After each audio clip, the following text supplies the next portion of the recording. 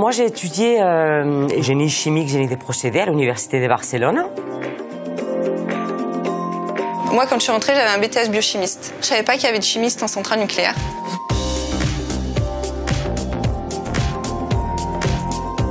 Je réalise des prélèvements liquides et gazeux afin de les analyser et d'assurer la sûreté nucléaire.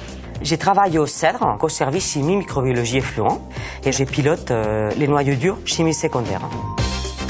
L'objectif, c'est d'optimiser les conditionnements chimiques du circuit afin de limiter les phénomènes de corrosion pour garantir la sûreté de nos installations.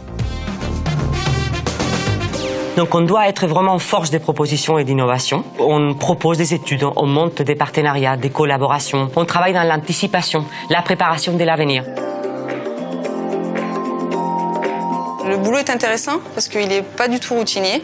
On tourne sur 5 postes différents. Chaque personne reste 1 mois sur le poste. On fait une partie process et une partie laboratoire. Côté process, on réalise plutôt les prélèvements et côté laboratoire, on réalise des analyses chimiques et radiochimiques. On voit toutes les étapes d'une mesure. Toute cette analyse et collecte des retours d'expérience, ça se fait avec toutes les études qu'il y a de EDF, mais aussi tout ce qu'il y a à l'international. Ça, c'est un rôle qui est très, très important. La création du réseau international. J'ai quelques congrès connus sur le nucléaire ou sur la chimie. On voit énormément de gens, donc ça, c'est très, très riche.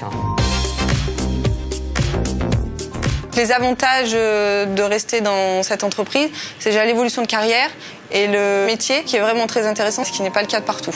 Ce qui est intéressant, c'est que c'est pas du tout monotone. Il y a toujours de nouvelles choses. Bâtir une stratégie, ça se fait pas du jour au lendemain, donc il y a beaucoup de travail. C'est très varié. Donc le fait qu'on soit toujours en train de faire face à de nouvelles situations, ça valorise les gens et les gens ils sont motivés. Il y a aussi la possibilité de faire des études d'ingénieur, par exemple, pour prendre d'autres postes ou changer de service. Des opportunités, il n'y a que des opportunités en fait. Si on veut faire des management des projets, si on veut faire de la filière expertise, le 2, un peu comme moi je fais, de management humain aussi, bien sûr on peut le faire. Donc là, prochainement, j'aimerais passer technicienne référente.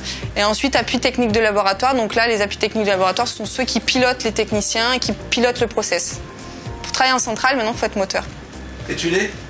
Ben, j'espère. J'utilise quand même beaucoup des choses que j'ai étudiées, je peux les mettre en application. Je me dis, j'ai de la chance.